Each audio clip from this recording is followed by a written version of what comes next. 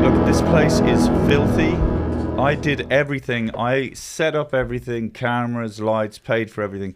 And you just waltz in here 5 minutes late. So, Put your headphones on. I think your please. girlfriend didn't clean the house. Hannah, you are obviously have an issue with my girlfriend. No, not at all. It's just the house yes, is at so all. dirty. It's The not dirty. is No, it's not. I cleaned the table. So we can No, it's not the sorry, Ross. Actually, well, Ross, we should give you an introduction. Comedian from Cork, radio personality, TV star, writer, everything. Sorry, Jack. I'm cleaning as I'm introducing. It's a new fucking. Yeah, I'm so annoyed by his success. TV star, fucking. I'm not. yeah. He wrote a book. Yes. Yeah, Go on. do you Let's know go. that? Ladies and gentlemen, please welcome to And That's Why We're Not Together, starring David McSavage, Hannah Andrews, and TV star, author, loads of other things, Ross Brown. What were you saying, Hannah, about Ross's book? Well, I just saw that he wrote a book, and the plot is really intriguing. Oh, what book is this? Oh, it was more than one book? Oh, they're shit. I wrote books back. I wrote 2 books, and they were fucking awful. Both of them? But the one I read the plot, it was that the guy comes back to Ireland. He's a New Yorker coming back, inherits a bookshop, and find out mystery behind the whole thing. Yeah, I. Can you turn off my headphones? Sorry, Ross. My sons are really annoying me. Okay, a little bit. That's a bit too much. Well, just saying, who doesn't annoy you? Yeah, just can you turn it down a little bit, Jack? Point one turn it down a little person bit. who doesn't annoy you. Turn it down a little Let bit. me guess. Is that your girlfriend? Oh Christ! Can you turn it down a little bit? Yeah. You don't know which is which, do you? He's switching, fiddling. Is it good now? Honest to God, Is it like good I now? mean, this generation are fucking useless. They're flakes. Am I the same generation? No, you're No. Consider me as them. Can No, you turn it you're up a bit, Jack? Sorry, Jack. You don't know which is which, do you? No, Jack, that's too high. He's on TikTok now. But okay, so can you just cut to where what Jack is doing now? Jack doesn't fucking know which button which one is it? corresponds to our headphones, and we've been here for 1 year. A year. A year we've been doing You this, change it up all the time. and now he's putting echo. Why are you putting fucking echo, Jack? Jack. I do know what I'm doing. Doing. Jack. Jack. He's improvising. Daniel, Yeah. are we switching? I mean, Jack. I think it's good to improvise. Whenever I'm asked to do a job, I always say yes. Okay. And it doesn't matter if I know it or not, because there's always a fraction of time you can Google it up or find out. Can I and- just tell you, right, there's some tribes in certain parts of the world that have not been contacted, Jack. And do you know how they live? Hunter-gatherers. And they have skills. I wish I was there right now. I'll Yeah. pay for the ticket, you cheeky little pop. Please do. You little Scot. So I don't have to pretend to. But David, that's actually Jack. You don't know your son. This is Jack's ultimate dream, to live by the lake in a hut and hunt and fish and kill the bears. Well, and- he's going to live in a van down by the river if he doesn't sort his stuff out. Don't visit me, please. This is I'll terrible. be happier in the van down by the river. I'll be turning on the wrong cookers, and I'll be like, no one's criticizing me for this. Yeah, dribbling on yourself. Yeah, and I'll be happy. I'll be content. No one can see it. You know, you can do all those dirty things. I don't think he's looking around to provided- find something else. He's like, No, I'm just because fuck piece of you know, shit. I do every like. How have I set this up? And these, and okay, no, I shouldn't be too critical. Okay, sorry. Sorry, Hannah, you were asking Ross about his. Yeah, no, I was thinking that the plot of the book I've never read the book, so I can't say. you know what I But did? the plot was interesting. The It's plot was premise, good, yeah. premise it's interesting. It's good. Premise was good, but I used that as like, that was my first kind of going, I wonder, can I write, a book? And then I accidentally self-published it, and I should have actually just banked it, because the stuff I've written since then I'm proud of, but I've never published. Sorry, can I just? Sorry, Ross. Ross's mic doesn't sound right? Yeah. I'm looking at it. Yeah. Is that microphone there working? No, that one. Yeah, that's on. Maybe. There we Maybe go. Oh, that, no, wait a second. How come that's on, Jack? Wait. that one is not. You're just too. Yeah, Hannah. Your mic's not on, I don't think. So Ross's fucking mic is not on. Yeah, well, you put the fucking microphone there. Okay. You know, you Okay. say you're setting this whole thing up like brilliantly, and you're the one who put the do I fucking supposed to microphone. have No. Don't. Yeah. No. Okay. Yeah. Boom. See, he's accustomed to all the radio equipment. He's been doing it. How long have you been doing radio? Go on. 4 years? Oh, now I can hear myself. I should have fucking copped Now- that. I'm on the radio. Yeah, much better. So it wasn't the knob twisting was the problem. Okay, guys. Can we? You know, you waltzed in here. You, Jack, and Daniel. 5 minutes late. Can you at least come in here about 15 minutes so we can sort the fucking sound out? Usually, it's the guests are never on time, so there's. It's my fault. It's my fault, guys. No, I'll tell you what happened. I was ready to go. Hannah was late, and I get all the flack for it. You know.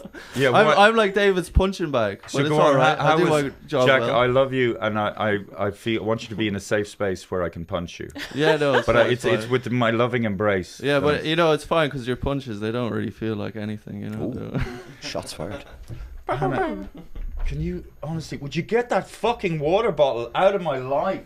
No, I need it. I need Fuck it. me. This fucking thing. Jesus. And that's why Christ. they're not together. Every time I look down, there's a fucking landmine in the shape of a fucking water bottle, and it's always in the fucking up my ass. Do you know that you have to drink What? 1.5 liter water a day at least? Yeah. Do you? Yeah. Do you? You have to. Well, you should. Why do you, when you start talking about nutritional things, do you like suddenly look like you're a living god?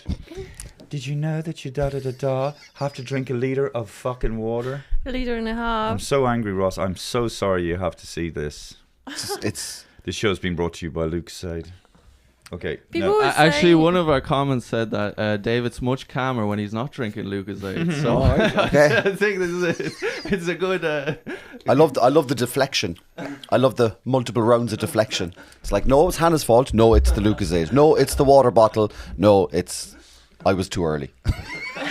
Hey, Ross, how come? What was the motivation to write these books? You crazy man. Writing scripts all along, that was kind of me going, okay, I'd like to write a comedy series, I'd like to write a movie. And then they just felt so regimented that I was like, you know, the scripts have a very tight format that there's no kind of room for flowery language. There's no room for kind of self-indulgence. So I just went, fuck it, I'll just start writing something. And then as I did, story revealed itself and I went, okay, I really like this.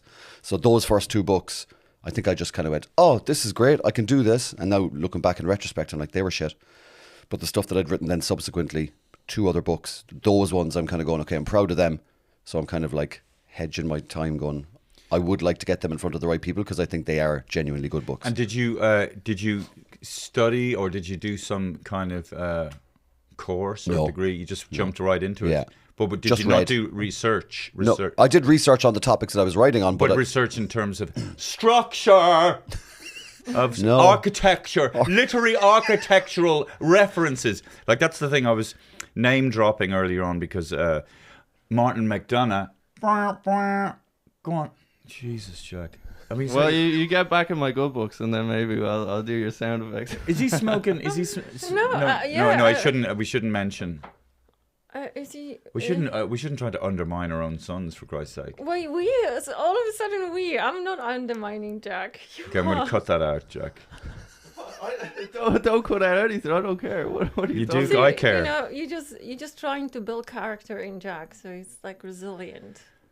Because he's gonna be knocked down. Anyway, look. in his life. So I know this guy Martin McDonagh, right? And you know, we know him, and he's kind of affable and goofy and silly and fun.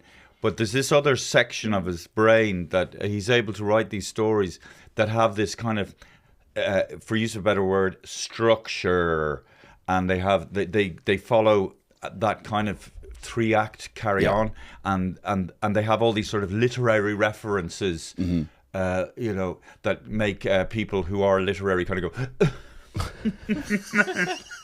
I see what you did there. I see Very what you clever. did there. You know, well, in his film three Banshees of Inisherin, three banshees beside a billboard, having a fucking smoke with the lieutenant of Inishman, with three Banshees of Inisherin, and so your man Colin Farrell or Brendan Gleeson wanted to break it off with Colin Farrell, and then over on the island, you know, Ireland was separating from the UK, and there was that kind of dichotomy or whatever.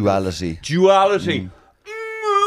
Thematic duality. There's levels of understanding. Don't For hit the a microphone with your simple hand. person like me, I might just see it as it is. Yes. But you probably see Well, on I mean, the layers. I think as well, like, even if we're doing stand up, or, you know, if you're writing something or you're presenting something, if it's something on TV or something on stage, people are digesting it on different levels. You'll have people that are going, oh, I see what Dave did there. That's very clever. You'll have other people going, he made funny sounds and he moved. They're all getting their own thing out of it. So it's kind of like, you know, they'll get what they want to get out of it, and that's up to them digesting it. I wonder the people who go, he made funny sound and he moved. Are they more likely to buy tickets? Yes. Yeah. Yeah. So let's make that. Because the ones sort of- that got it are like, I'll stay at home and read a book and spend no money. Yeah. So, well, that's pretty, you know, people think about writing a book. Well, to me, the classic definition of an Irish writer is somebody who believes they have a great work of literature inside them, but never publish it because, but that belief sustains them until they die. That's one of my fears, is to you haven't have it and never, like, it was sitting in a drawer or on a laptop for the last 7 years. Yeah, now. but you've broken the mold, Ross, is what I'm saying. But maybe from those experiences, you had to go through that to get to. Oh, I had to put out something shit so that I could then go, okay, that's not good enough. Now I know what is better. So it's kind of like, but I did it But it takes balls to put it out there. Yeah. Was there a moment when you put it out? Like, was there one moment where you think, who's that cat? What's a cat? You have a cat. Remember? Do you want to let her fucking in there? No, it's okay. Okay, just let her meow. Was there a moment, like, or was it just like, when did you realize, okay, this isn't match fit, this isn't good enough for what I want? When I started writing better. So when I'd probably got halfway to 3/4 of the way through Diary of a Vagrant, which is the one I haven't actually shown to anyone, that's when I went, what the fuck is this stuff that I was putting out there? Diary of a Vagrant sounds interesting. It's kind of it's like Down and Out. It reminds me of that thing. What was your man? It's a homeless guy in San Francisco. Okay. And he thinks he's lost his mind, but he thinks he's physically lost it. So he's looking for it. And he can only speak 16 words. He can write everything, but can only speak 16 words. And he's obviously got trauma and PTSD and all these things. He doesn't know what it is. And he bumps into this woman. He sees this woman that he becomes obsessed with, her, another homeless woman. And it's basically about him trying to ingratiate himself to her. And then through trying to kind of like win her over and woo her, ends up kind of fixing and kind of unraveling some of the things that he can't remember. Oh, that sounds that's really well. There you go. That's exactly what I was talking about.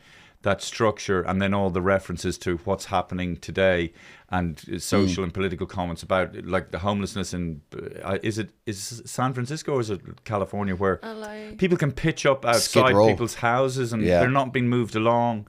Yeah, Skid Row, they're just leaving them too. It's like Skid it's a Row very is just strange situation. Yeah. They're not.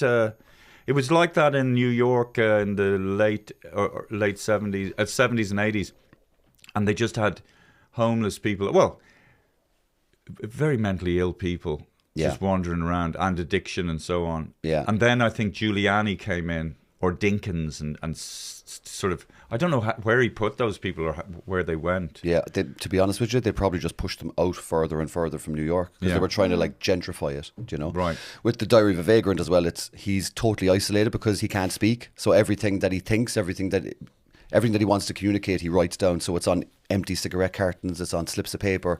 So he's just got these little concertos of little slips of paper. So the whole thing is written, it's been sequentially ordered, but it's all these random thoughts and musings, and the story is made up of all that. So it's all from his perspective. He hallucinates. Sometimes you don't know if something is a hallucination or not, so it kind of blurs that line then between what's really happening to him, or is he having a moment or an episode as well, you know? So whatever you do, don't get fucking Donald Gleeson to play it. I mean, you'd be perfect for it. Just don't. We'd save on costume. No, yeah. You son of a bitch. Yeah, that's, I am going for the posh vagrant look. yeah, yeah. That would cost a lot of money. So the most expensive vagrant look possible. Yeah, bougie homeless. Yeah, what do you think of like the kind of male tights with shorts on top of it? I only saw that when we got back from the shop, and I was like, we were in the shop like that, were we? Now, to be fair, I look like something out of the fucking Muppets. I do like the shoes as well. Yeah, the slippers, they're hybrid. I think only you, a homeless person, or Kanye West could pull that off. I think. Yeah. Kanye West, leave Kanye West alone, will you? For Christ's sake. We all love Kanye West. Is that how low you think of yourself? That when I compare you to Kanye West, you say Jack, he's having a go at me now because he wouldn't turn. He couldn't figure out which button. David, I'm not on your It's side. like having a little chimpanzee I'm over not there, on your and it's like, side, which David. button is it? And then after a trial and error, like an hour later, he figures it out. At least he does. Well, you know, remember all the time you dropped me on my head. You know, Oh, it's not Jesus my fault. Christ. Here we go. Can you let that? I can't hear the cat. Like you got to take a little bit of responsibility. There it She's is. just there, but I don't think she wants Okay, to come well, in just because she's okay, afraid. okay, good. Just leave it. Don't close the door so she can push it open. I'm so sorry, ladies and gentlemen. That you have Ross, to I have a question. So, what gave you the inspiration for the Vagrant? I like the idea of somebody being stuck inside their own head, and it's like everything that you say has already gone through a filter because you're putting it out there, and you're going to be judged. So everything everyone says is kind of like has already gone through that kind of conscious filter. Whereas if he's just writing it down and he knows it's only for him, then it's complete pure thought. Then there's the shame is in there. What would you say? The honesty is there on the page. It's a great way of examining, looking at the human condition. Mm-hmm. In this kind of really weird way, it kind of makes it. It's like it creates reality better than. It just makes us understand ourselves in a better way. And also, if you're looking at a movie or something that's about a homeless person, or any bit of art that's about a homeless person, a lot of it is done voyeuristically. So it's done from our perspective, looking at, the poor homeless man, that's, he's down and out. Whereas if it's done from his perspective, looking up to the people that he thinks are fucking morons because they're running around from glass building to glass building and drinking their macchiatos. But then he's also looking down at other homeless people that he thinks he's better than. So you're seeing this. Yeah. I love that. Well, it's not. Well, the point. I just saw The Lobster. The Lobster again. I hadn't seen it. Do you remember The Lobster? Did you see The Lobster? But it's a bonkers premise, but it kind of shows. It's hard to explain. Surreal stuff. It can somehow hold a mirror to what we're like in a better way. It makes really good social commentary. Yeah. That's why parody works so well as well, because Right. if you're parodying something that's serious, you have to show it in a unrealistic and ridiculous light to show how ridiculous the actual thing is in its first place. And you can kind of get away with dealing with hot button issues calling it satire, parody, irony, or whatever. Same as nursery, not nursery rhymes, but like fairy tales. A lot of them dealt with those issues, but then they packaged it up with like a big bad wolf or an evil witch or whatever. But a lot of those had social commentaries and lessons in them as well. So it's been done for fucking years. But they seem to be nowadays they seem to be cleansing them a bit, and they're not as scary. Yeah, they're diluting them a lot. I think kids nobody love kills anyone. Yeah, nobody right. Nobody chops eats off their anyone. legs. Nobody, Hansel and Gretel don't follow the breadcrumbs because they're like, are they gluten free? You know what I mean? Yeah. But I would just wonder, you writing from the homeless vagrant perspective, how do you do it? So have you ever had some sort of close experience to hallucinations, seeing, it's a huge taking on to be honest, authentic, and did you talk to them or? I did. I sat with a couple of guys after doing gigs in Dublin. A couple of nights I went and sat with guys for the majority of the night and just sat and not asking them any questions, just literally just sitting with them and just feeling like, okay, this is what it's like. This is what the concrete feels when you're freezing cold. This is what it's, this is what the wind chill is like sitting on O'Connell Bridge or whatever. But the majority of it really is just kind of going, how would I react in this situation? How would I react if I thought I was normal or I thought that I was the only sane one if I wasn't? So it's it's very much kind of, if you kind of boil it down to he's just a guy, he's just a man, then you're not looking at it again from the outside looking in. Because the more I learned about his situation or whatever, I think it's better off to just kind of try and put yourself in and then look outwards, because then you're going to go, well, this is honest for me because this is what I would think if I was in that situation, you know. But my God, talk about, you know, so living rough. It's one thing living rough if you're in a forest, there's nobody around, there's no contrast between your situation and everyone else's. Yeah. But like being in the city and, you know, seeing everybody going into their homes and the warm glow of lights from houses.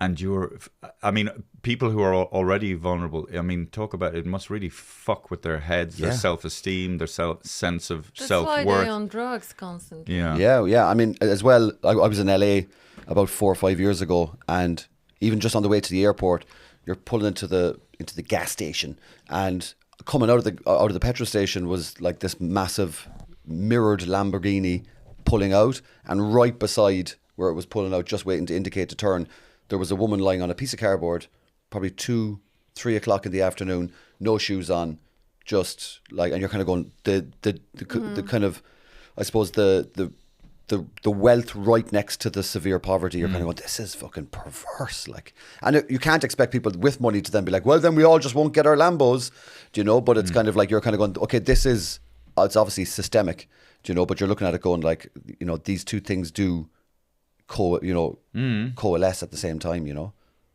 One time I was where was I? Back in 1989 in New York, and I was commuting between Brooklyn and Staten Island, you know, and I was working in a construction site, fucking miserable, you know, jeez, up at 6 a.m, and I was standing in some tube or underground station, and a woman, and you know, she just looked like she slept rough, and she just looked rough, and she was just standing there, and she was looking at me. And you just hear this trickle, and she's just pissing, standing up, and while looking at me, and it was just so. I was only 21 at the time, but it was very frightening. Yeah. Just to see where, you know, how she'd got to this point where she's just standing in clothes that she doesn't wash. I often just pisses on herself. I often get like this massive pang of anxiety. This is like a recurring thing that I have, and it's if I pass somebody homeless. This is before I ever wrote the book, right? It's probably why I was kind of drawn to it, is that I'll pass them and I'll go, how many wrong decisions am I away, or how many even bouts of misfortune am I away from possibly ending up like that? And it genuinely scares me that I kind of go like, if this went wrong, that went wrong, and that went wrong, then could I end up there? Yeah. Like, you know? But also, sorry, if that happened to me now, I'd say, can I assist you in any way? I'd get, so you know what I mean? Like, I was a young kid and I was scared and I didn't know what the fuck. I'd never seen anything like that. Just to see somebody stand still, and then you can hear the piss, and you, oh, Jesus Christ. But anyway, now I'd handle it differently. I find it interesting. I'm not having a go at you here, although you might think. But you know, you say you'd help the person, but like, would you actually help the person? Because that's another thing about homelessness. Is it's such a frequent thing, but because there is a certain amount of choice involved when it comes to drugs, like most people have a view of homelessness as like, well, they don't really want help, and most people, you know, we all do. We all. I know what you mean. I know what you mean, Jack. But I think in that situation where this woman is in such abject, dire a situation, yeah. But sorry, I'd like to think I'd offer, or I don't know what. Yeah, you're right. What do you do? Who do you contact? Well, because I had a kind of experience recently where I was in town and I was going for the bus, and this woman comes up to me and she's obviously on a lot of drugs and whatever, but she's going up to me, she's like, my leg, and she's giving out about her leg. She's saying, I think it's broken, and she's walking on it, so obviously it's not broken, but I don't know. So she's like, can you help me across the street? So I'm helping her across the street, and you know, I see my bus coming and it's gone, and I'm thinking, all right, well, whatever. So I help her across the street, and then she's like saying, can you walk me down to the like wherever the center is, the homeless and she's here today. Focus Artist Center. Yeah, she scrubs up well, eh? It was only a hairline fracture, but so I go, and then we're walking across, I'm asking her, how far is it? She's like, it's only down the road. And then she's like, she's like screaming in pain. I'm thinking, what the hell's going on? So I'm like, oh, are you okay? She's like, call me an ambulance. So I'm like thinking, Jesus. So I call the ambulance, and I'm telling them the situation. They're asking me a lot of questions. And I'm saying, but I'm also kind of saying, I'm not going to be charged for this. Charged? Yeah, because I don't know, because I know if you call an ambulance, if you take it, it's like 500 quid. When was this, by the way? This is like a few weeks ago. Jesus Christ. And why didn't you tell me about this? She's sitting on the wall, and then her friend comes up, right? And I'm like, I call the ambulance, and I tell them, and the ambulance is like, listen, we don't know how long it's going to take. Might be like an hour, 2 hours. And it's like, well, she's going to, So I'm just saying, I don't know if I can wait an hour or two. Her friend comes up and he's like, oh, what's wrong with her? And I'm like, you stay here now. I've got to go. That's your friend. And he's like, oh, no, I can't stay here. Yeah. And then it's like, in that situation, I don't know. I got the bus eventually. Like, I'm not going to lie and say I waited with her for an hour or two. I said, listen, the ambulance are going to come. You got to wait here. The ambulance calls me up an hour and a half later. And they're like, yeah, she should be there. And they're like, she's not there. Well, what can you do? Because, I think that obviously it's nice that you help her, but the help centers that should be somewhere in the city where they come in and getting better, and because it takes time. But there was apparently this project in the States that they gave women, it was for women, I think it was actually specifically for black women who are quite poor, and they living from month to month, and they're getting paid. So they gave them just extra money. So it turned out that giving the extra money propelled or made some of the women, and quite a bigger percentage, to better their lives. So get a better place, or come from homelessness, move into the place. So I think it's good that we're helping, but like it has to be organized. Yeah, it's coming from a lot of it is coming from the bottom up rather than the top down. Yeah. So you're kind of going to systemically broken. It's the support systems aren't going to be funded properly, aren't trickling down to the people properly. Mental health is massively a problem with, like, I'd say 80 to 90% of people that find themselves homeless. There's obviously trauma and stuff there that those people aren't able to deal with. So then they're going to fall into those cyclical things of drug abuse and alcoholism, and obviously trying to numb the situation that they're in. And then from that not being able to be rectified, then you've people like, volunteer groups. Like there's a group that go around in Cork, and they literally just set up stalls every single night of the week, and they literally just feed people on the street. Yeah. And you're kind of going, they're doing it out of their own time, funding their own money, cooking their own food, but they're not getting government. So it's not coming down; it's only going up. And you're kind of going, that isn't going to sustain. And that feed, it has to be more systemic. So it should be help. Try give them a safe place what to you come. what you want is to sort of light a fire inside the people. But how do you do it? Well, actually, help. As you're saying that, I'm thinking, the best country for that sort of stuff is Denmark, I guess. They just, like, if you judge a country by how they look after people who are vulnerable and in need, like Denmark is one of the best countries. But I'm thinking, like you're saying, you pour money. Well, what does that mean? It just money. But where does it go? Who does it go to?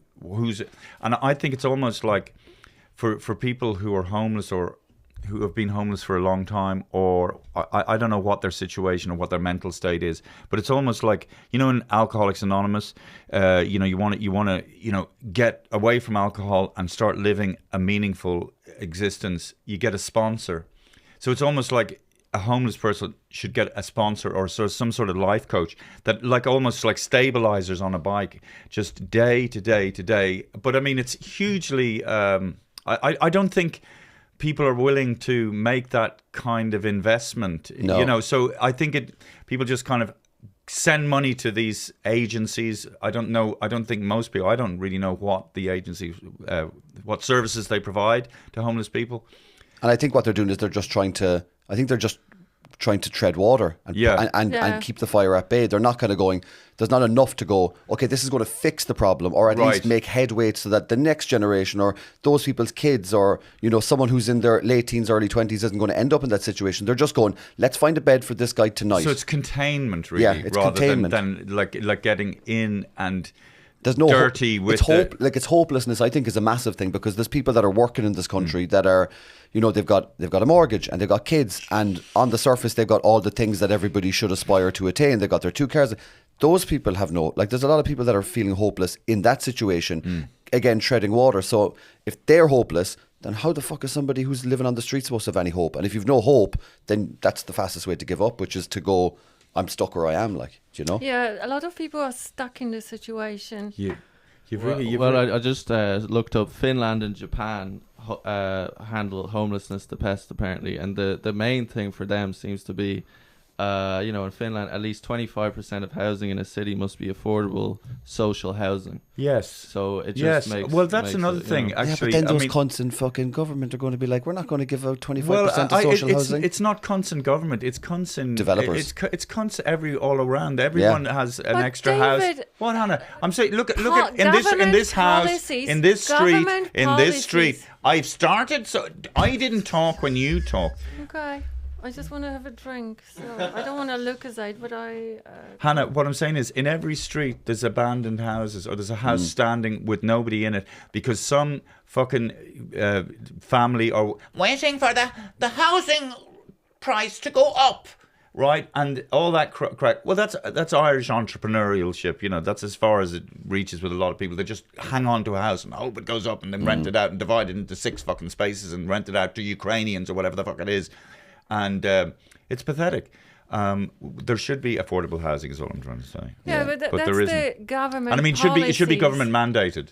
Government policies who are just supporting people. You think the government have their hand in it as well, so it's detrimental. So and also they won't get re-elected. Yeah, and they're developers, and they probably, everyone's fucking buttering each other's bread. They're enabling vulture funds to buy in front of normal people. They're giving them green light. I'm not that knowledgeable, but I know that the policies are completely wrong. Even if you're looking at landlords that are renting out places and they're renting out houses for exorbitant rent, you're going, there should be something in there that says that if you have a house that is valued at 300,000, you can only rent it and it's capped at this much. And if your house is worth 500,000, yes, you can rent it out for more. But you have someone that's got a fucking bed sit and they're going, oh, it's fucking 1,200 a month for one bed next to a fucking sink. Yeah, it shouldn't be a fucking business opportunity when students, and we've said this before, students, for Christ's sake, desperate for a place because they're going to, and they're the future, and you're sort of cashing in or taking advantage of that desperation for a place to live. Yeah, it's so right. Like, why? But I don't know who would be against that kind of policy. I mean, someone that doesn't have skin in the game. Do you know? Someone that doesn't have skin in the game, which again lends itself against the normal kind of party politics system, because everyone's kind of going, you have to play the game, you have to grease the wheels, and you have to make sure that you're in with these people in order to get favourable fucking positions and stuff. So I think the whole thing is fucking. I think it's just non-conducive to progress. But I think most people would be for that. Exactly. I like that idea. Like, if a house is worth that amount, you can't charge X amount. Yeah. Above what the market value of your house is. So the politician would say, "Oh, this is stop the free market," Yeah. Because I was talking to a mate, another comedian, and he's living in this house, and it's like, what is he paying? $2,000 or something, and it's a tiny little place. No, it's insane. It's insane. You open. Remember when me and Daniel were looking at apartments to rent? It's a bed sit, so it's a kitchen and a couch. You open the couch and his feet are actually in the oven because it's so small. No, Hannah, his feet are warm. Feet are in the kitchen. Yeah. In the oven, it's just like you should open the oven and put your feet in there and warm it up, and it's just like no, but that's right, because I was with Daniel when we were looking at different places, and it's literally like imposing depression on people. Yeah, these really little shitty little boxy rooms in these big giant houses, and they're divided up into shared bathrooms. It's such an old racket. But then again, I don't know. Is it a racket? If you had a big house, would you? Listen, can I just say, I don't think I would do that. If I had a big house like that, I wouldn't look at it as a money-making opportunity to try and, scrabble. And I'd make it in a place that I'd be proud of, and that I'd want the people to enjoy living there. Yeah, I'd be embarrassed if it wasn't like that. You want to make money, but you don't want to. No, I don't want to. You've got the money is the fucking value of the fucking house, but there's these little cunty little guys. I think there are a lot of vulture fans that are even worse. I can't stand it. Anyone that's making money, I think, from but if desperation is their fucking product, that they're making money. Desperation is their product. Yeah. Fucking hell. Do you know? you make it on your level, or Yeah. you aspire to make it above you and take Yeah. some, pull some down to you or whoever. But if you're taking it from, I'm just trying to think, as you're saying that, I'm just trying to think, are we making money by selling tickets? Are people desperate? no, we're just giving them the opportunity for joy. Yeah. we first met in, I think it was City Limits.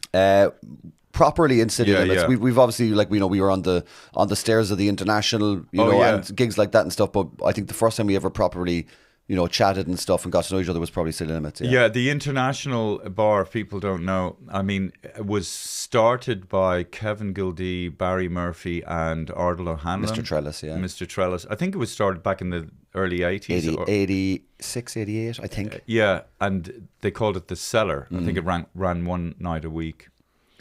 And then I think, at some point Des took it over, and then Aidan took it over. Yeah. And now Simon O'Keefe is running it, and he sometimes gives me gigs. I didn't know. It was funny. Apparently, who was telling me? What's his name? Martin Angola was saying I was bitching about Simon not giving me gigs on the last one, Laughing, which is this global TV show, and I'm Seen it. I watched it all. Huh? I watched it all. Well, me and Hannah watched it, and she said, "I'm embarrassed for you." I fucking loved it. Oh, I don't know about that. I loved it. Yeah. I watched the Canadian one, which Yeah. was fantastic. You got, like, Tom Green was on there and Colin Mockery and some greats on there. Yeah. I watched the Australian one. I wasn't mad on that. And then obviously I watched the Irish one because I knew, a good few people on it. And I thought you did great. I thought you did great with you eating cereal out of your pocket just fucking... Yeah, but I mean... just got me. And I was putting myself in there going, dude, I think I was like, you'd got me.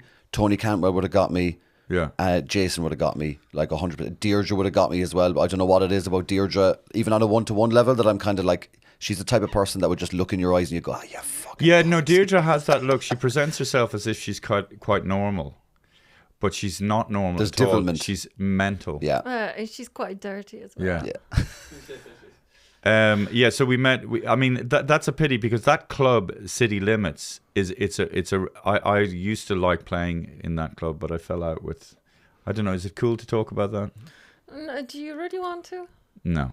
Do I not? There's another place you fell out with. Yeah. It's just a long. It's just People love hearing it. Do they? So I'm just going through the list. The list. Yeah. Well, this carry on, and you get it a lot. Now, I don't want you to get into trouble, but organisers and bookers, you can't play there if you're playing my club. Would you fuck off? Yeah. Like who Well, are you? Who are you, like, that you think you have the power to control this? And I think people, it corrupts them. I think the power's back in the I think the power's in the comedian hands more so than ever. Like we were talking earlier about social media and stuff, and that there are less and less gatekeepers now. Yeah. And as well because a lot of comedians are running the clubs now, or people that are very closely connected to the actual doing of comedy, rather than somebody who's like a businessman who just happens to go, there's a gap in the market, I'll set up a club here. So I think now the lines between the gatekeeper or the person who's behind the desk and the comedians is a lot more blurred. So I think now the comedians kind of have more choice than they used to have. Whereas back in the day it was like, please sir, can I have a gig? I promise that, you mean the because we don't need to go through the well-worn path. Yeah, we've autonomy now. Getting an audience for ourselves. I think I went my own path a little bit to my detriment, to be honest with you. Like I do feel slightly kind of. You did, because didn't you do that tour or something? Yeah. So I went like, I feel like I'm slightly comedy scene adjacent, and like I would kind of have issues as well, kind of like even being around groups of comedians at festivals or things like that. I'd feel slightly withdrawn because I'm like, no one likes me, or everyone's just like Johnny fucking lately there just pops up for a gig every once in a while. Like obviously I emceed in City Limits for 10 years, so that was a very much a comfort thing for me, because I was like, I have 2 gigs a week in this place 10 minutes down the road. And then I kind of built an audience in Cork. Like so I played the Opera House every year, that's 1,000-seater, so I have Cork, a good strong audience in Cork. But then if I go to Galway or if I go to Dublin, I feel that I just wasn't present enough in the scene all along, that I was and I was booking my own tours in small little villages around Ireland before anyone else was kind of doing that thing, and I had my own little circuit that I carved out myself. I think that was to be honest, a bit to my detriment. That's right. I remember you telling me you how many places did you play? The first year, so I was working with my dad. He was a contract cleaner, so you might have seen the cleaning of the desk. It's quite good.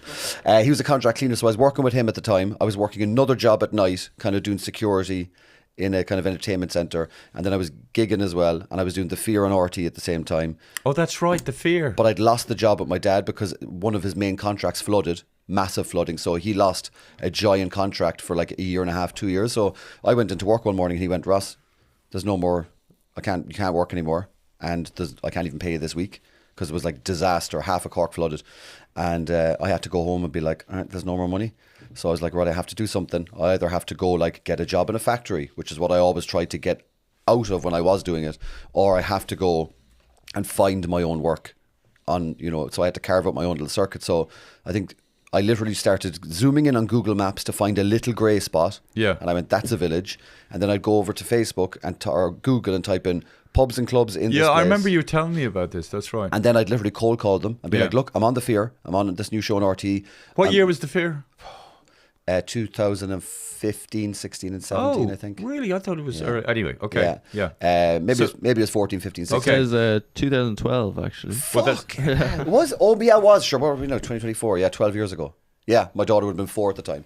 Yeah, 3 turning 4. But like anyway, so I did 60 gigs. I did 60 to 70 gigs on my first tour.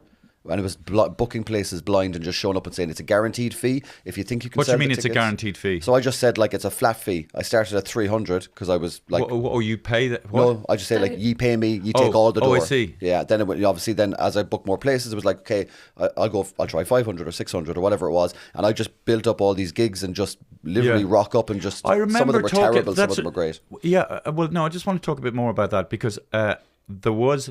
And, touch wood, I hope I continue to be able to make a living and create a little bit of wealth. A little bit of wealth. Sorry. A little bit of wealth for myself, sir. But what I'm saying is, there was a very dry financial patch for me. Mm-hmm. And you were telling me how you were doing it. And that, to me, it was kind of like comedic gold prospecting. It was going out into them hills and cold calling, panning for gigs, ringing them up, and and you went there and you went there and you went there and you worked your bollocks off. And a lot of those places I still play, like Mike the Pies in Listowel, which is, I think they've won like the Hot Press Music Venue of the Year like 10 years in a row now. Yeah. But that was the first one I ever did, and I rocked up and I opened the door and I had a baby blue suit jacket with pinstripes on, and the whole place just turned around with big turnip heads and were like. And I went, this isn't going to work. I went straight out to the car, sat there and went, what the fuck am I doing? And then Aidan knocked on my car window and he was like, oh, Ross, come on into the back there. And then he started telling me about, the crowd are great crack and they're lovely here. And he was telling me the history of how his grandfather owned the pub and everything. And it ended up being the best gig. Like it is my favourite venue in the country. Even over the Opera House or the Everyman or theatres and whatever.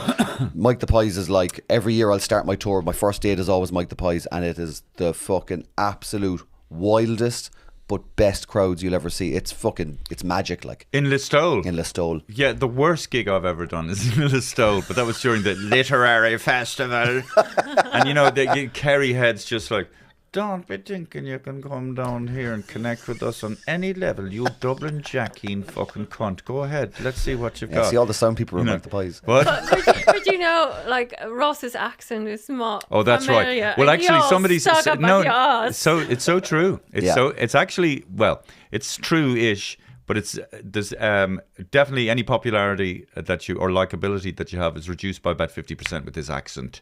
Easily, yeah. No, but listen, it's currency. It's instantly you warm up to you. It's currency because I think people in Dublin go, and again, it's that kind of like who's digesting what on what level, and they hear me go, "How's it going?" And they're oh, here's this thick cunt up from the country, and then you've got that little bit of grace time to kind of win them over. So, but I think you have to acknowledge. I realise definitely if you're going into a highly sensitive, vulnerable area like Kerry, you can't be going in with this accent. You have to kind of say, "I know."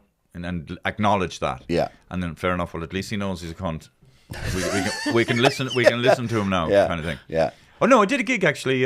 In fucking the INEC, the club one. The club one. Yeah, great. Yeah. It did great. So but I did acknowledge, I did open up with apologising for the D4 accent.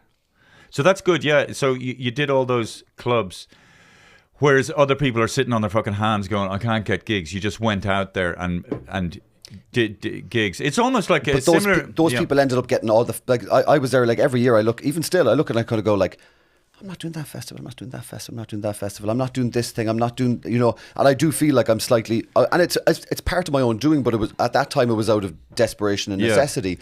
But at the same time, I'm kind of going, I'd love to be more. So I've actively this year and last year kind of went, I need to just, even if it's not financially viable to drive up somewhere to do, I just need to inject myself back into the scene more because I know what you mean. What?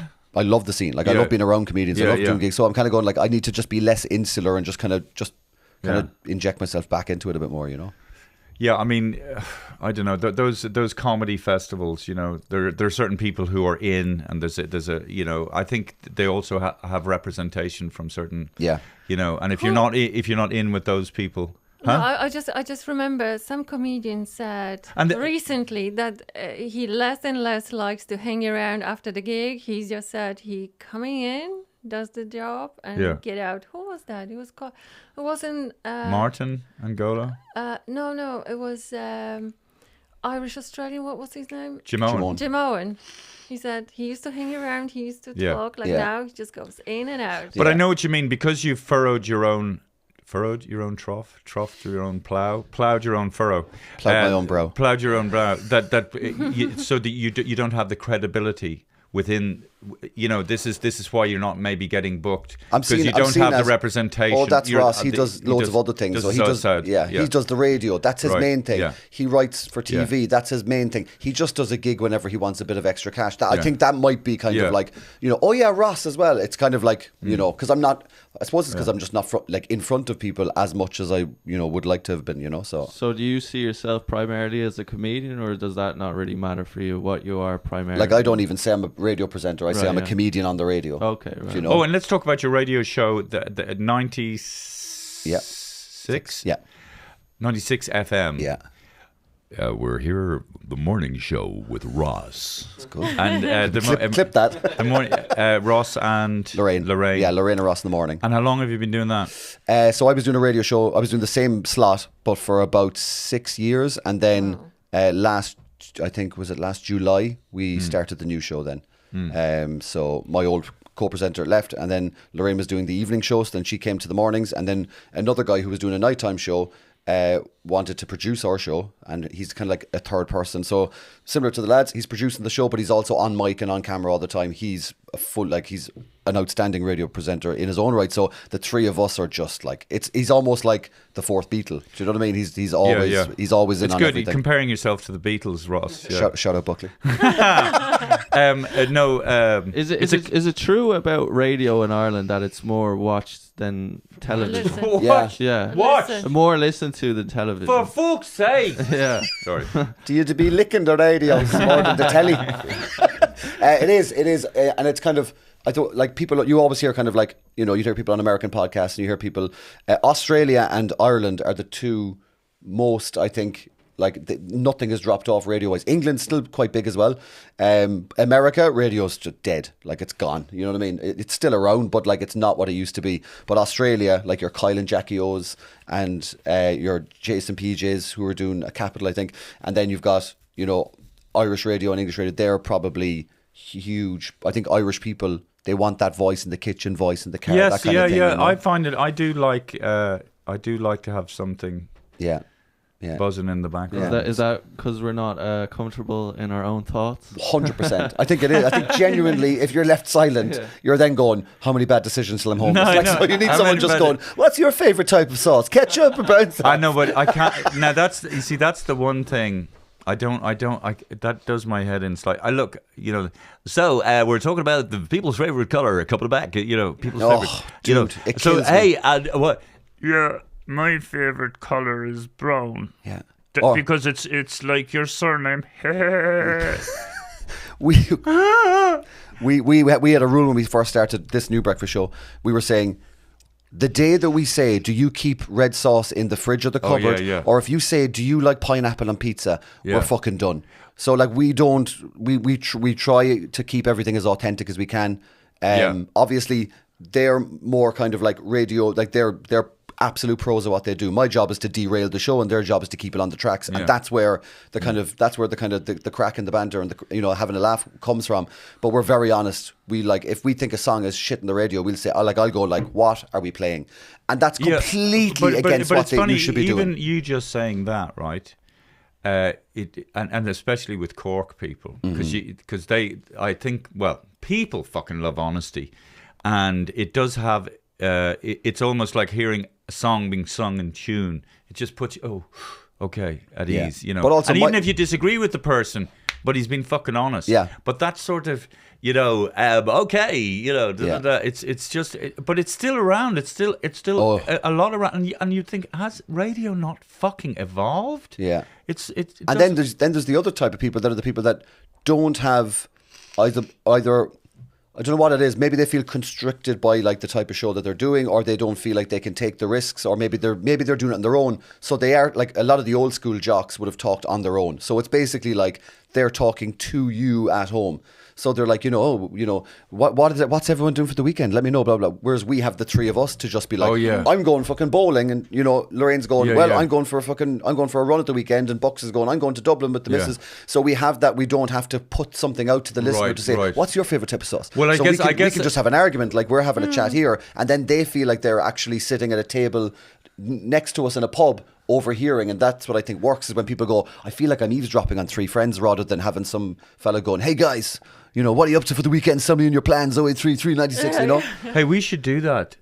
Can't we do that? Do live Insta, and we could do a video call with some fucker who's hey, what are you doing for the weekends? And they just call up, you're a cunt. You know what I mean? Fuck you and your weekend plans, you piece of shit, you collapsed bastard. Would you fuck off and run into a wall with your mouth? Rude. No, I know, but I mean, I wouldn't say that. So yeah, I think that's it's. I think I'm in a very fortunate position that I'm almost like the antithesis to what you should be for radio. And I think that's what a lot of comedians on the radio should be, is like that little kind of agent of chaos that should be there. But I think, it depends on what support you have in the station as well.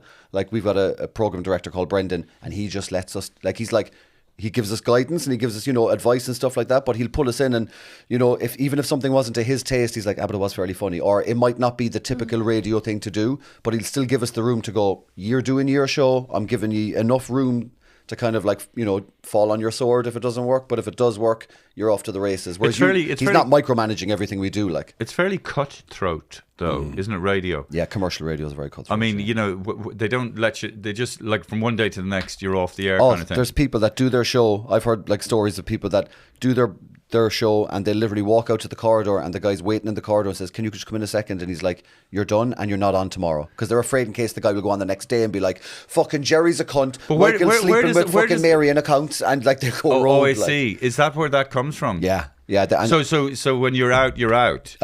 Some places will give you a few weeks. Some places might say, look, you can work out to the end or whatever, but a lot of places, particularly if someone's moving from one station to the other, they don't want them to be like, hey guys, this is my last show, you can catch me on QL3P2 from tomorrow from 9 o'clock.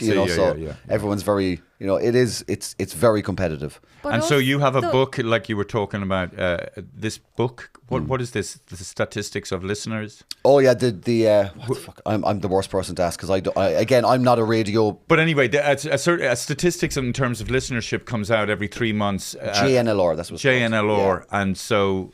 But who looks at? I suppose radios. Oh, of course, advertisers and all that kind of thing. That's why it's important. That's their tool. Like, I'm always like, I don't really care whether it's up or down. Plus, it's done by a survey. So like, one person who surveyed counts as 1,000 people. Yeah. So you're going, if you ask that house or that house, you're going to get two different answers. So it's where the surveyors decide to go or happen to rock. So it's not accurate. It's not like they can go, we know how many radios are turned on and what's listening to what. It's not like the Nielsen ratings in America.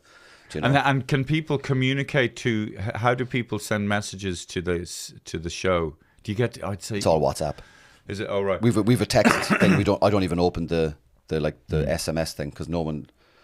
It's all WhatsApps, and it's all voice notes as well, which is good because you're actually getting a sound of the people that are listening. Do you like our setup here, Ross? I nerded out when I came in. I was like, do you like what microphone? I like this is the Shure. This is Shure, yeah. That's a Sure. No, That's it's not. Shure as well. No, it's not. No, it's a Anyway, Ray Darcy, when I was on the last one laughing, he recommended this type of microphone. Okay. Anyway, I just thought these are our headphones as well, the DT770s. Yeah, DT770s. Yeah. DT770s. Sounds really good. DT770s. But listen, I just wonder, is Pro. your radio Pro.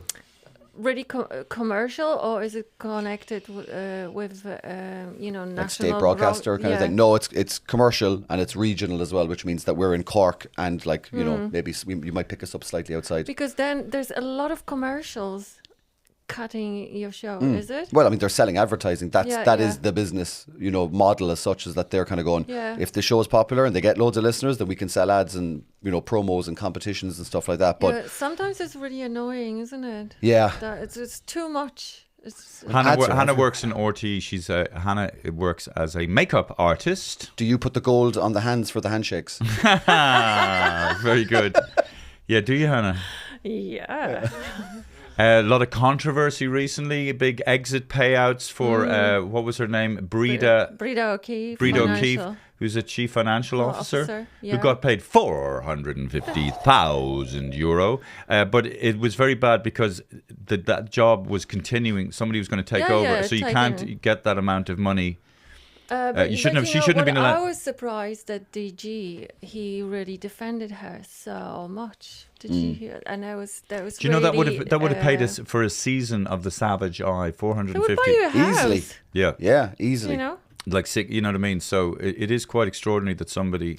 Yeah, and the funny thing is, let's say I work on First City, so, and sometimes you work on, they call it EFB, so outside. So there's a van when they, editing everything, and the director is supposed to look at the monitor. But, they do savings. They just don't buy the proper monitors, they buy TV. Okay. So there's no proper lighting. The colors are not there. The cables don't fit.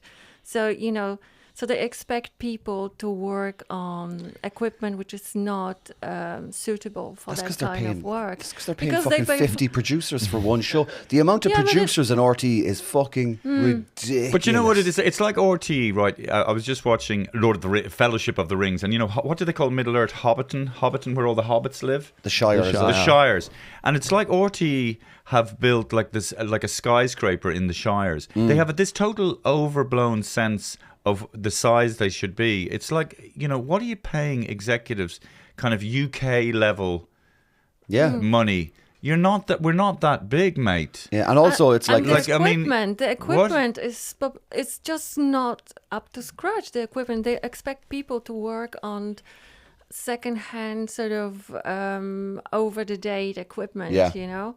Do you want to hear a story about what I heard about? Okay. Yeah. So I was at a RT launch years ago. Okay. Can't remember who it was, but I overheard a conversation from somebody who was, I suppose, in charge of commissioning or whatever it was. I'm not sure, but it was one of the suits that was there. It was the people that were kind of like, there on RT's behalf kind of thing. And I heard one of them saying, I don't see comedy as he said, I see comedy like the Angelus. It's a public service that we have to put on. He said, but if it was up to me, I would have just really cheap reality shows on with just people filming their own shit and just putting it up and sending it, kind of like fly on the wall TV3 fucking shite. So is TV3 still around? No, it's Virgin Media. Oh yeah, it used to be TV3. But he said, I see it as a public service. So as in, I've no passion for putting on good comedy. This was post Savage Eye. He was like, I've no passion for putting on good. He goes, I see it as the Angelus. I see it like the Angelus. It's like a thing that you just have to put on. Well, I was like, there's a fucking great. You can see how they put on the comedic TV shows of that time were kind of like the Angelus, like the quality of them. You know what I mean? Like, shoestring budget, kind of get something out there so we can tick the box and go, well, we also do comedy. Oh, I see. That's the world, and sort of it's reflected in a lot of the output. I think that person. I mean, we're talking 2012, 2013 when I was over here. That person could be 3 people gone. So, but but the mentality is still the same. Well, I think RT the culture. That person is still but that person was probably promoted because you fail upwards in RT. But it's Definitely shocking. got a golden handshake. Yeah, it is shocking though. It shouldn't be that they shouldn't be paid that amount of money. Even half is still quite a lot. Oh, it's Yeah. obscene. 225,000. It should be paid like I don't know, I don't know. €20. But then you're watching people that are, like we were talking again about social media and stuff. You're talking about, you look at the people that are making the stuff that they want to make with zero to no budget, but their own ingenuity and their own kind of like, kind of auteur Yes. sense to it. Yes. You're kind of going, those people have nobody to say, no, we don't like that. It's like, no, you want to put it out, your audience will find you. That's way more So exciting. pure, isn't it? Oh, Yeah. it's such a revolution, and I'm so glad and I'm so thankful. Hallelujah. Yeah, it's a pity to hear about that kind of attitude, because look, I remember doing the Savage Eye and the people running the comedy department, but they had no framework of reference. They didn't know the history of televised comedy. Mm-hmm. You'd mention a show, and they'd have no idea what you're talking about.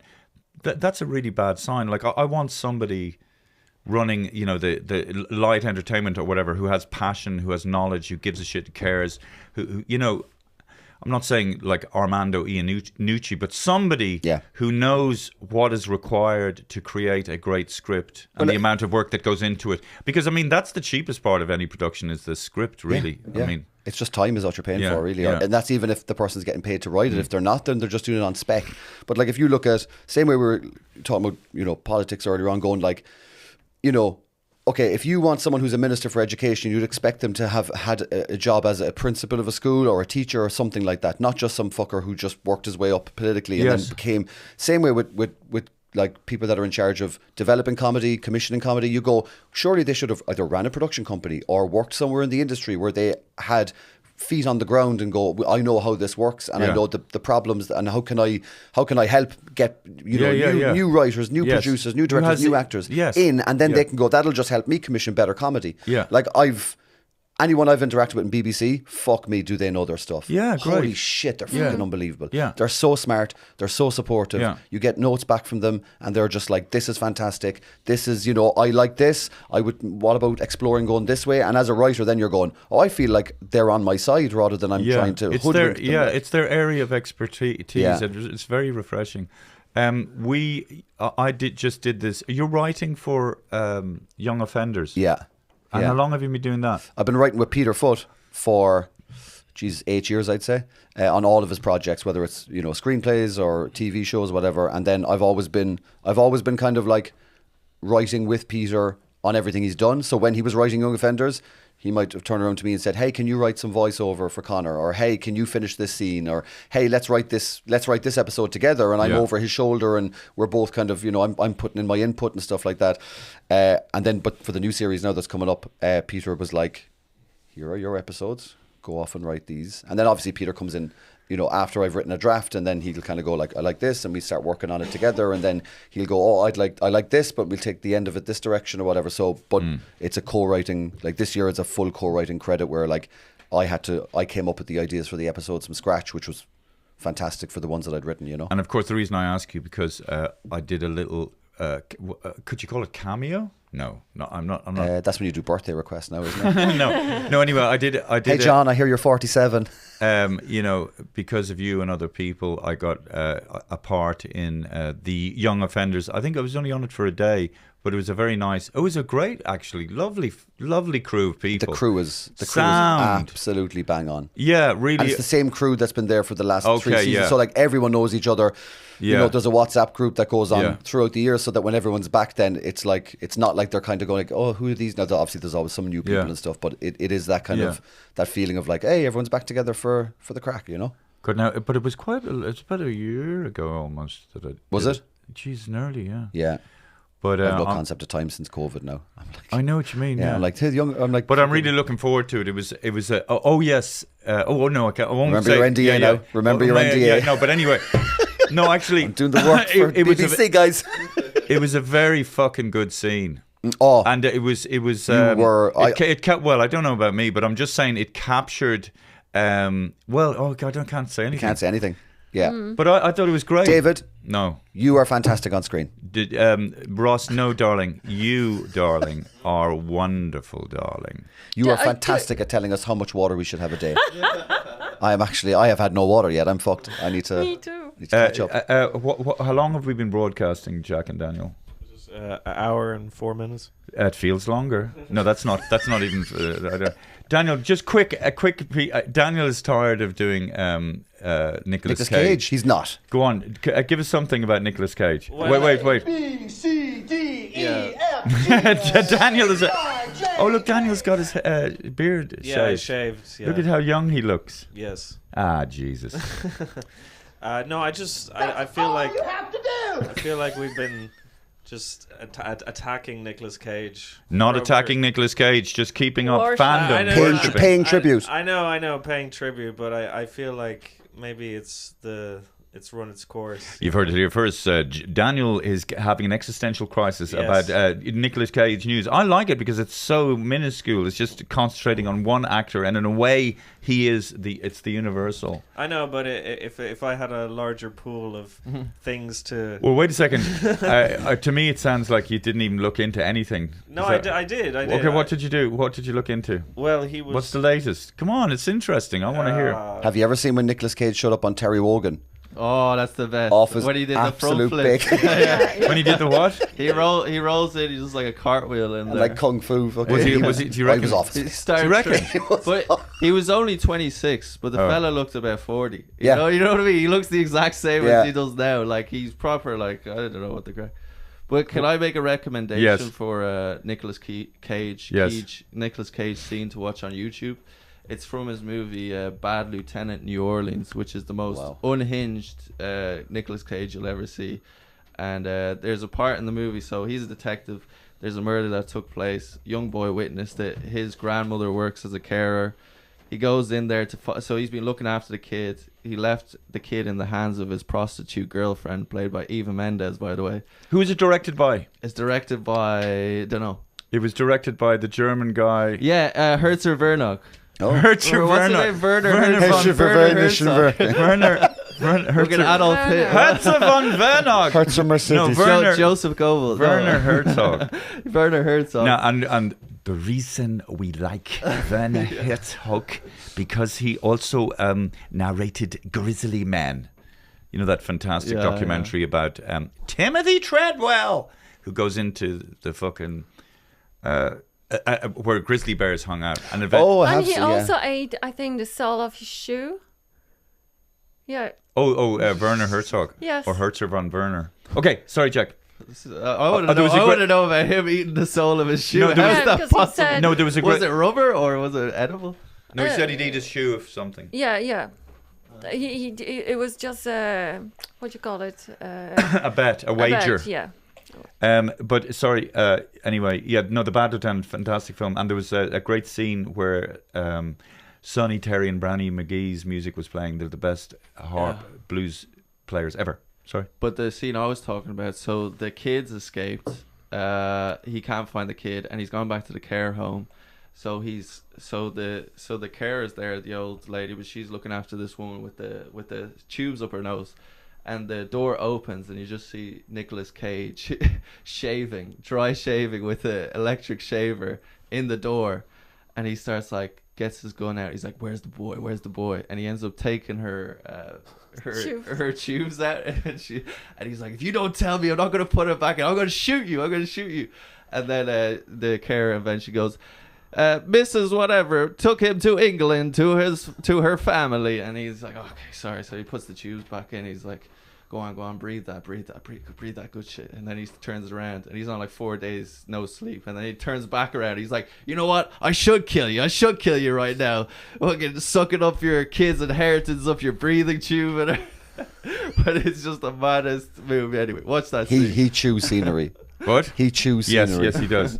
Okay, well, so Jack assisting his brother. Yes. Well, I actually thought your book that you're writing, the story of the deviant, what's it Diary called? of a Vagrant. Diary, Yeah. Oh, sorry. I like Story of a Vagrant. Deviant as well. Yeah, Diary of a Deviant is good. Alright, DD. Diary of a Vagrant. I thought it's similar reminded me of the Fisher King. I don't know if you. Oh yeah, Yeah. Robin Oh, Williams. very good. Isn't it? Yeah. Was Robin Williams in that? Yes. Yeah, Robin Yeah, Williams. yeah, was in it. fantastic. Yeah, Yeah. kind of the premise, or well, not the premise, but the similar kind of circumstances. Yeah. Yeah. Kicks off the same situation kind of thing. Yeah. It's very good. Do we have any conspiracy corner, Jack? Well, I have one of my own conspiracies that's linked to what we were talking about today. Go on. Well, it's about homelessness. But I think, homelessness since like the 60s, 70s, 80s has risen incredibly in Ireland and all around the world. And like theft, all these kind of stuff. Like I've said it before, but my granny used to tell me that when she would go to work on Westmoreland Street, she'd leave her bike up against the wall or up against a lamppost unlocked for the weekend. She'd come back and it'd be there. Now if you do that, you'd leave it 2 minutes, it's gone, right? And a second, yeah, literally.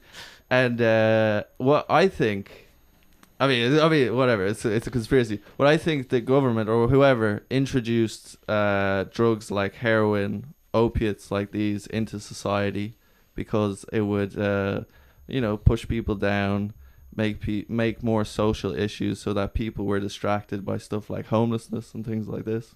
So that's my what you think on that? Yeah, that's fact, everyone. I think CIA You heard it here was first. working on that. No, but what Definitely you think about that governments or whoever would introduce certain drugs into society as a means of control? Well, I I mean, think it happened in US and then it trickles down to different countries. It seems very, very, very dark arts. It's very dark. But the CIA, they do dark arts. Well, you'll often see those things of conspiracies where they'll put agents, these fucking, for hire fucking Merc agents or whatever, in plain clothes going to all these demonstrations and rallies and fucking, dressing up like Antifa people and fucking smashing up the place. And people are going, they're standard issue boots that guy's wearing. You have these people that are pointing out these things going, you saw this guy had a Punisher fucking hat on or whatever, and they're going, that's whatever it is, fucking Monsanto and all this kind of shit, Well, there is that did happen during the civil rights movement. Yeah.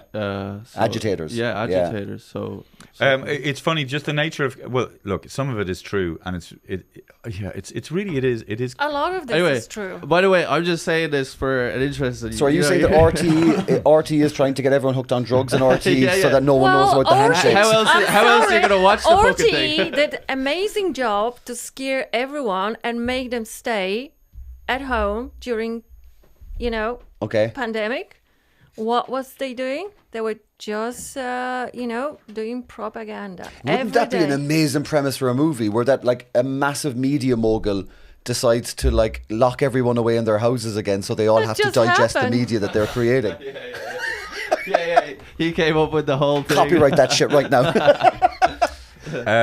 Okay, Ross, thank you very, very much. Thanks for having me. Enjoyed it. When are you're not on a tour soon or anything like that? I'm going to be kicking off in September. I'm going to be doing the Cork Opera House in September.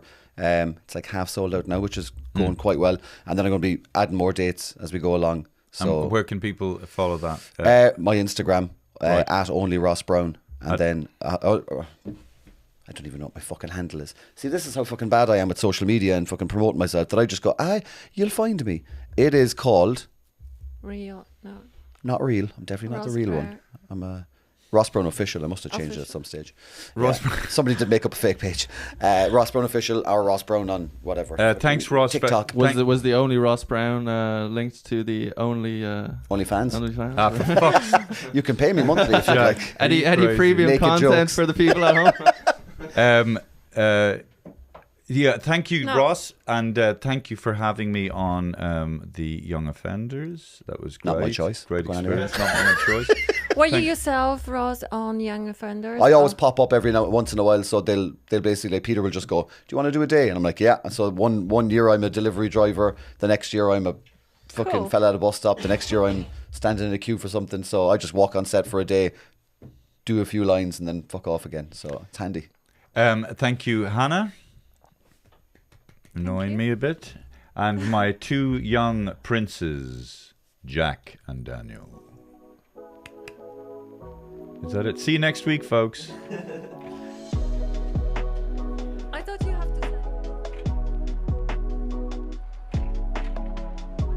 What you want me to say? Oh yeah. Like and subscribe, and follow us on all our social media channels.